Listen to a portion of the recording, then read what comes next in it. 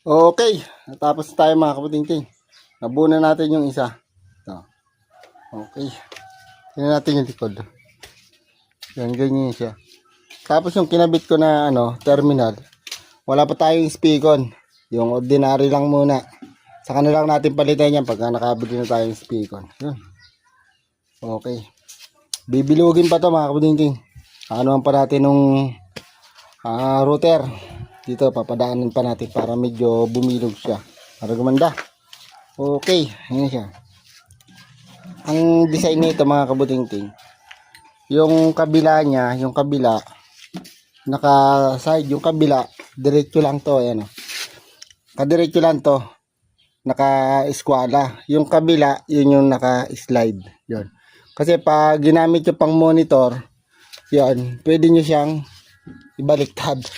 Baliktad nyo lang siya. Yan. Pwede na siyang pang monitor kasi naka-side siya pataas. Yan. Pero pagka gagamitin nyo lang pang para sounds, pwede nyong pahiga, pwede ring patayo. Tayo natin.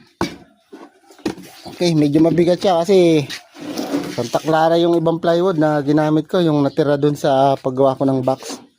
Kaya medyo may kabigatan. Okay, yan siya. Tapos buuin ko muna yung isa. Ayun pa yung isa. Bubuin muna natin tapos sound check na natin.